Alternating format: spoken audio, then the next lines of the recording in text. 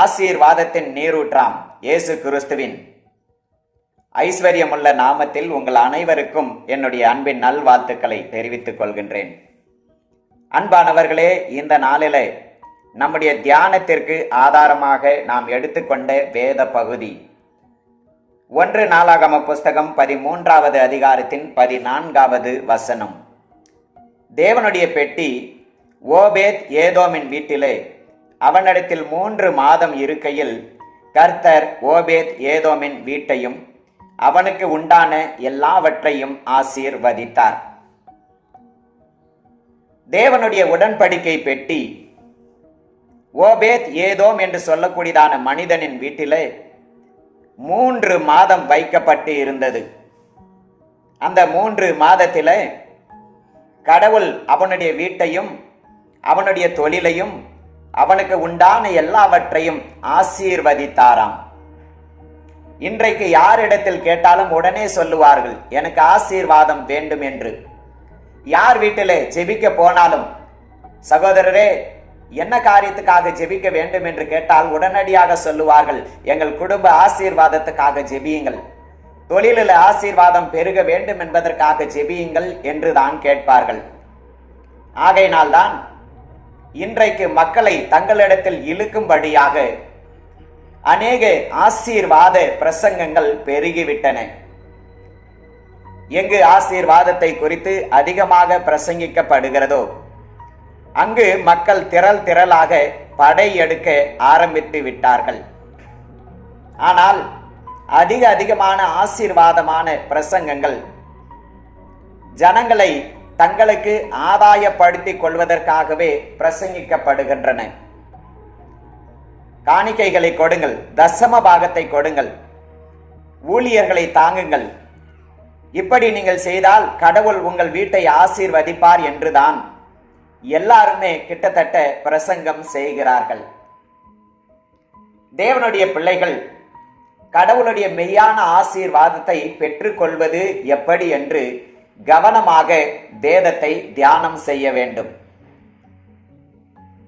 கடவுள் சொன்ன வழியில நாம் ஆசீர்வாதத்தை தேடும் பொழுது கடவுள் நமக்காக, நம்முடைய குடும்பத்திற்காக, நம்முடைய பிள்ளைகளுக்காக வைத்திருக்கிறதான மெய்யான ஆசீர்வாதத்தை நாம் சுதந்தரித்துக் கொள்ள முடியும். இன்றைக்கு தவறான வழியில பெறப்படுகிறதான ஆசீர்வாதங்கள் அநேகருக்கு வேதனைகளையும் கண்ணீரையும் துக்கத்தையும் வலிகளையும் உண்டாக்கி இருக்கின்றன. ஆனால் கடவுள் கொடுக்கிற ஆசீர்வாதம் மகிழ்ச்சி நிறைந்ததாக இருக்கும்.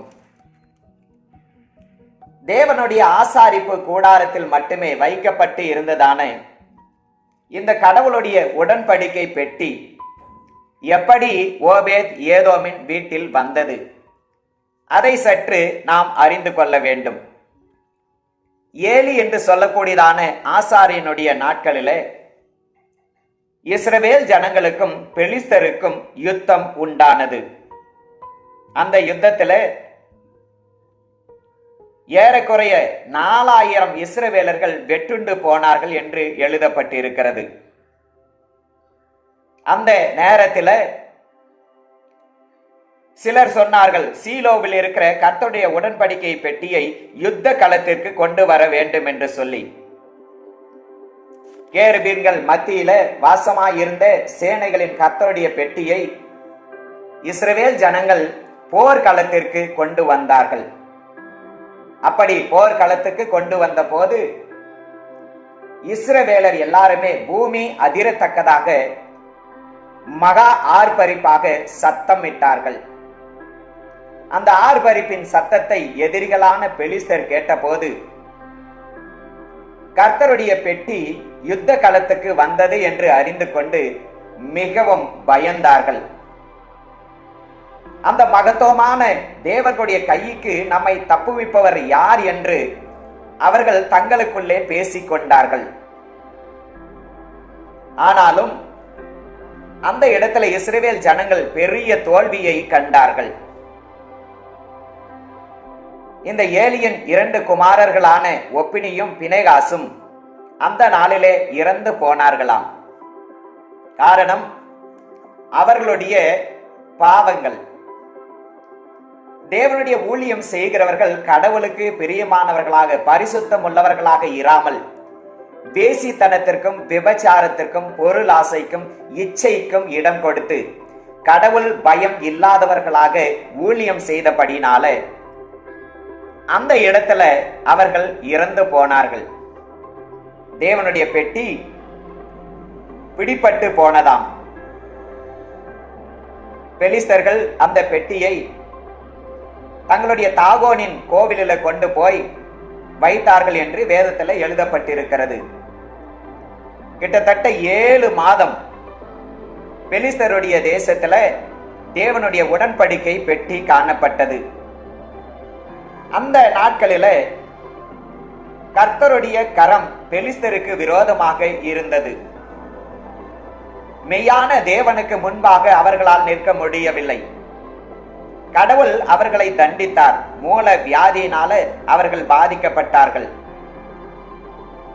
ஆகவே இஸ்ரவேலின் தேவனுடைய இந்த மகா பெரிய தண்டனையில் இருந்து தப்பித்துக் கொள்ளும்படிக்கு அவர்கள் தேவனுடைய பெட்டியை ஒரு புதிய ஒரு ரதத்திற்குள் வைத்து அவர்கள் அதை அனுப்பிவிட்டார்கள். அந்த தேவனுடைய பெட்டி பெத்சிமேஸ் என்று சொல்லக்கூடியதான இடத்திற்கு வந்த போது அந்த ஊரில் இருக்கிறதான ஜனங்கள் அந்த பெட்டியை கண்டு மிகவும் மகிழ்ச்சி அடைந்தார்கள். ஏனெனில் தேவனுடைய பெட்டி இஸ்ரவேல் தேசத்தை விட்டு பிடிபட்டபடினால தேவனுடைய மகிமை போய்விட்டது என்று சொல்லி எல்லா ஜனங்களும் கதறி அழுது கொண்டிருந்தார்கள். இப்பொழுது திடீரென்று அந்த பெட்டியை பார்த்த உடனே மிகவும் சந்தோஷம், மிகவும் சந்தோஷம்.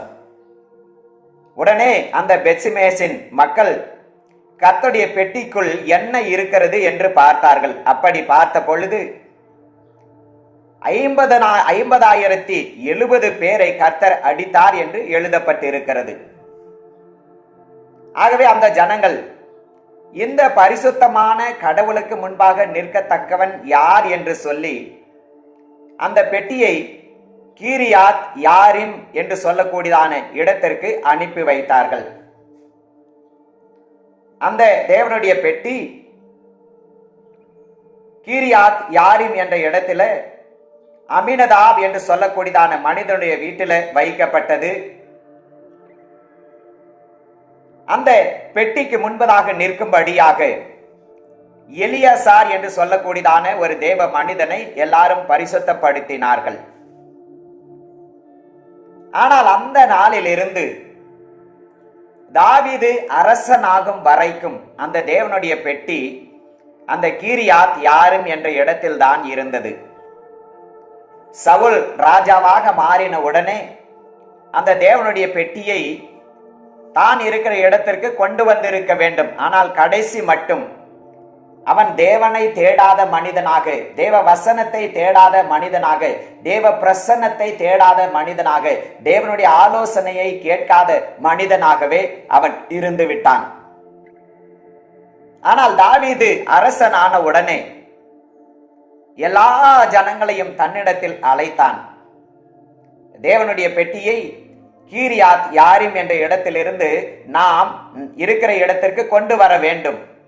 ஆகவே எல்லாரும் புறப்பட்டு போவோம் என்று சொல்லி அவர்கள் புறப்பட்டு போய் அந்த தேவனுடைய பெட்டியை எடுத்துக்கொண்டு வந்தார்கள்.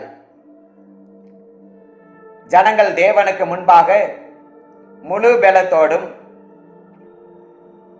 சுரமண்டலங்களையும் தம்புருகளையும் மேளங்களையும் கைத்தாளங்களையும் பூரிகைகளையும் வாசித்து மகிழ்ச்சியாக ஆடி பாடினார்கள். தேவனுடைய பெட்டி கீதோனின் களம் மட்டும் வந்தபோது மாடுகள் இடறின. அந்த பெலிஸ்தரை போலவே தாவீதும் கூட ஒரு மாட்டு வண்டியில் அல்லது ரதத்தில் தேவனுடைய பெட்டியை வைத்து கொண்டு வந்தான். ஆகவே மாடுகள் இடறின என்று எழுதப்பட்டிருக்கிறது. உடனே ஊசா என்று சொல்லக்கூடியதான ஒரு மனிதன் தேவனுடைய பெட்டியை பிடிக்க அவன் தன் கையை நீட்டினான். அப்படி அவன் தன் கையை நீட்டின போது கர்த்தர் ஊசாவின் மேல் கோபம் கொண்டு அவன் தன்னுடைய கையை கடவுளுடைய பெட்டிக்கு நேராக நீட்டினதின் நிமித்தமாக அவனை அடித்தாராம். அவன் அதே இடத்துல செத்து போனான் என்று வேதத்துல எழுதப்பட்டிருக்கிறது.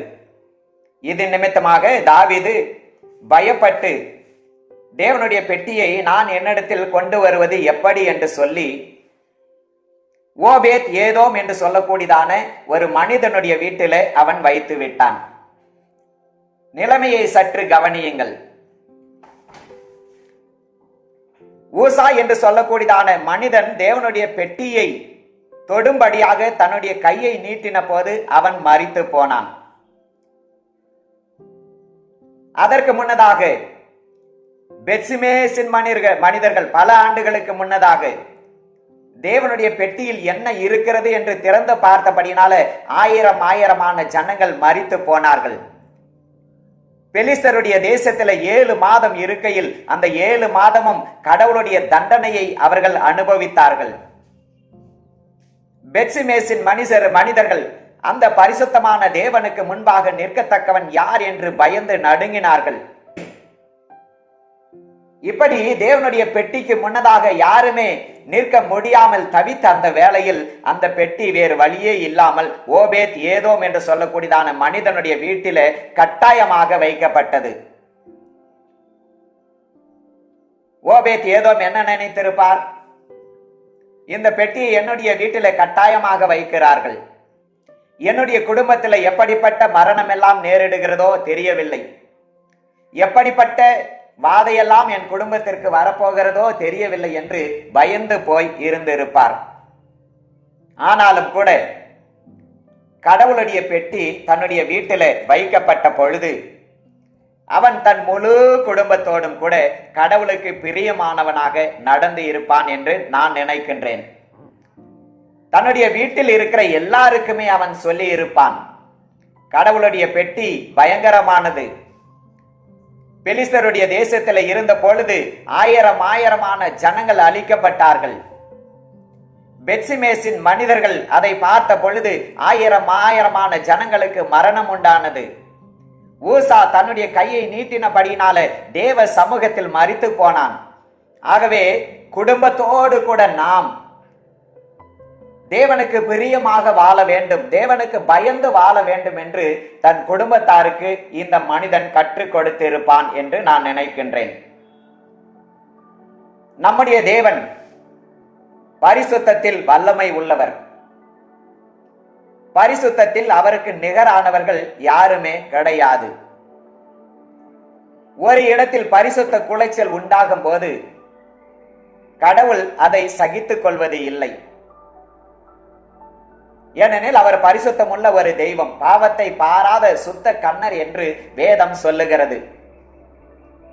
அந்த பரிசுத்த கடவுளுடைய பரிசுத்தமான தேவனுடைய பெட்டி தன்னுடைய வீட்டில் வைக்கப்பட்ட பொழுது அவனுடைய வீட்டில் இருந்த எல்லாருமே தேவ பயம் உள்ளவர்களாக, தேவனுக்கு பயந்து நடக்கிறவர்களாக, பரிசுத்தம் உள்ளவர்களாக தங்களை அவர்கள் காத்து கொண்டார்கள். தேவனுக்கு பயந்து பரிசுத்தம் உள்ளவர்களாக அவர்கள் இருந்தபடியினால கடவுள் அவன் வீட்டையும் அவனுக்கு உண்டான எல்லாவற்றையும் ஆசீர்வதித்தார் என்று வேதம் நமக்கு சொல்லுகிறது. கடவுளை அறிந்திருக்கிறது மட்டுமல்ல, கடவுள் நம்மோடு கூட இருக்கிறார், நம் வீட்டில் இருக்கிறார், நம்முடைய உள்ளத்தில் இருக்கிறார் என்ற உணர்வு ஒவ்வொரு தேவ பிள்ளைகளுக்குள்ளாகவும் கடந்து வர வேண்டும். மனுஷருக்கு பயப்பட வேண்டிய அவசியம் நமக்கு இல்லை, ஆனால் கடவுளுக்கு நாம் பயந்தே ஆக வேண்டும். மனுஷருக்கு பயப்படுகிற அளவுக்கு இன்றைக்கு கடவுளுக்கு பயப்படாதவர்களாக மக்கள் மாறிவிட்டார்கள். நான் செய்கிற தவறை வேறு யாராகிலும் பார்த்து விட்டால் என்னுடைய மரியாதை என்ன ஆகும் என்று சொல்லி வேதனைப்படுகிறார்கள், பயப்படுகிறார்கள். ஆனால் நாம் செய்கிற ஒவ்வொரு தவறான காரியத்தையும் கடவுள் பார்க்கிறார் என்ற உணர்வு இல்லாமல் தேவனுடைய சபை மாறி போய்விட்டது. இந்த ஓபேத் ஏதோம் தன்னுடைய பிள்ளைகளையும் தன்னுடைய மனைவியையும் தன் குடும்பத்தில் இருக்கதான எல்லாரையும் தேவனுக்கு பயந்து நடக்க வேண்டும் என்று அவர்களை கடவுளுக்கு நேராக நடத்தினான், கடவுளுடைய வசனத்திற்கு நேராக நடத்தினான்.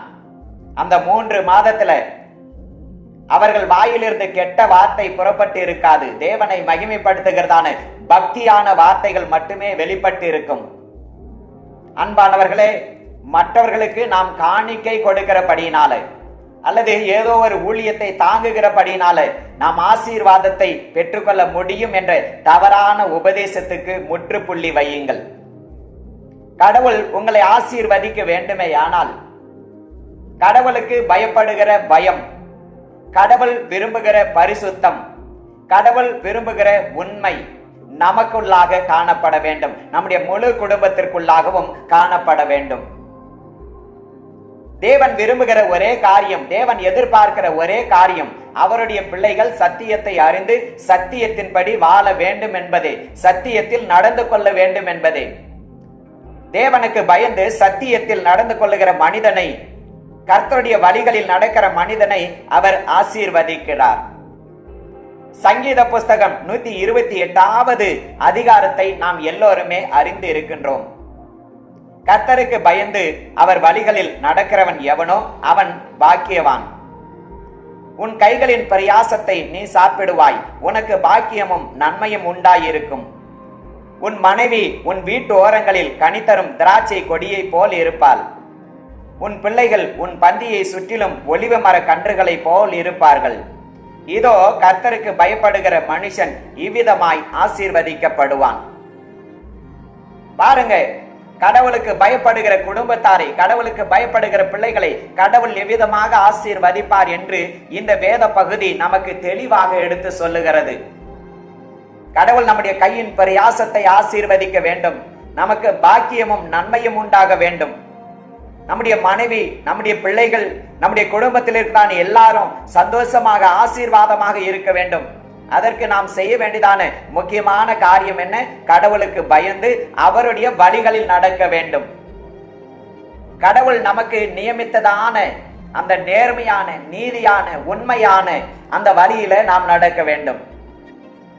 அநேக வேளையில கடவுள் நமக்கு நியமித்திருக்கிறதான அந்த இடுக்கமான பாதையில போகிறதற்கு நமக்கு கடினமாகத்தான் இருக்கும். இந்த உலகத்தாரை போல விசாலமான வழியில நடப்பது, உலகத்தாரை போல செய்வது என்பது நமக்கு சந்தோஷமான ஒரு காரியம். ஆனால் கடவுள் தம்முடைய பிள்ளைகளுக்கு வைத்திருப்பது விசாலமான ஒரு வாசல் அல்ல, விசாலமான ஒரு வழி அல்ல. அது கேட்டுக்கு, அதாவது நரகத்திற்கு தான் கொண்டு போகுமாம். ஆனால் இடுக்கமான பாதை, வசனத்தின்படியாக வாழுகிறதான வாழ்க்கை என்பது ஒரு கடினமான ஒரு வாழ்க்கை தான்.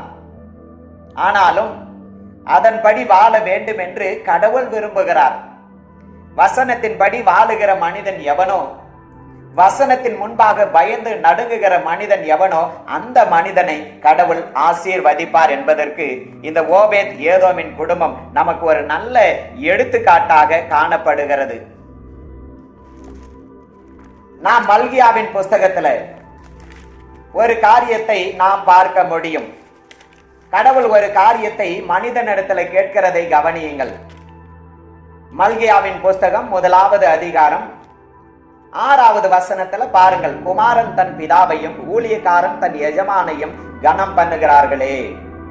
நான் பிதாவானால் என் கனம் எங்கே? நான் எஜமானானால் எனக்கு பயப்படும் பயம் எங்கே என்று சேனைகளின் கர்த்தர் தமது நாமத்தை அசட்டை பண்ணுகிற ஆசாரியர்களாகிய உங்களை கேட்கிறார். இங்க பாருங்க, ஆண்டவர் யாரை பார்த்து கேட்கிறார்? கடவுளுடைய நாமத்தை உச்சரிக்கிற மக்களை பார்த்து கேட்கிறார். கடவுளுடைய நாமத்தினால ஆராதனை செய்கிற மக்களை பார்த்து கடவுள் கேட்கிறார்.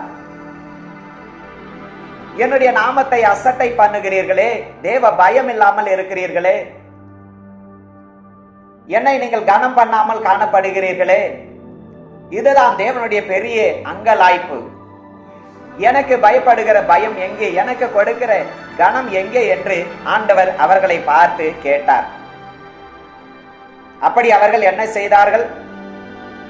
கடவுளுடைய பலிபீடத்தின் மேல அசுத்தமான அப்பத்தை படைத்தார்களாம். ஊனமானதை, கால் ஊனமானதை, நசல் பிடித்ததை, இப்படி எதையெல்லாம் தேவனுடைய சமூகத்தில் கொண்டு வரக்கூடாது என்று தேவன் கற்பித்தாரோ அவைகளையே தேவனுடைய பலிபீடத்தின் மேல அவர்கள் வைத்தார்களாம். பிரியமானவர்களே, தேவன் எதையெல்லாம் செய்யக்கூடாது என்று சொல்லி இருக்கிறாரோ அதையெல்லாம் நாம் செய்யக்கூடாது. தேவன் எதையெல்லாம் செய்ய வேண்டும் என்று நமக்கு கற்பித்திருக்கிறாரோ அவைகளை எல்லாம் முழு மனதோடு கூட நாம் செய்ய வேண்டும். தேவன் செய் என்று சொன்னவைகளுக்கு முரண்பாடாக நாம் எதையாகிலும் செய்தோமே ஆனால் அது அசுத்தமான காரியம், அருவருப்பான ஒரு காரியம். தேவனுடைய சமூகத்தில் தேவனுக்கு பயந்து பரிசுத்தமல்ல அப்பங்களாக நம்மையே நாம் படைக்க வேண்டும் என்று கடவுள் விரும்புகின்றார். எப்படி கடவுள் கண் ஊனமானதையும் கால் ஊனமானதையும் நசல் பிடித்ததையும் வேண்டாம் என்று சொன்னாரோ அதை போலவே பாவத்தோடு இருக்கிற நம்மை கடவுள் பலிபீடத்தின் மேல வைக்க வேண்டாம் என்று சொல்லுகிறார். நம்மை பரிசுத்தப்படுத்திக் கொண்டு தேவனுக்கு பயந்து சுத்திகரித்துக் கொண்டு தேவ சமூகத்தில் வரும்போது பரிசுத்த அப்பங்களாக நம்மை படைக்க வேண்டும். தேவன் மகா பரிசுத்தம் உள்ளவர். தேவன் என் எஜமான், நான் அவருடைய அடிமை என்ற உணர்வோடு கூட தேவ பயத்தோடு கூட கடவுள் சமூகத்தில் நாம் கடந்து வர வேண்டும். இன்றைக்கு ஆசீர்வாதத்தை விரும்புகிற பிள்ளைகள் தங்களுடைய தனிப்பட்ட வாழ்க்கையை கவனித்து பார்ப்போமே ஆனால் அவர்களுடைய உள்ளான வாழ்க்கை அலங்கோலமாகத்தான் காணப்படுகின்றது. வாழ்க்கையில தேவ பயம் இல்லை, தேவனை கனம் பண்ணுகிற கனம் இல்லை.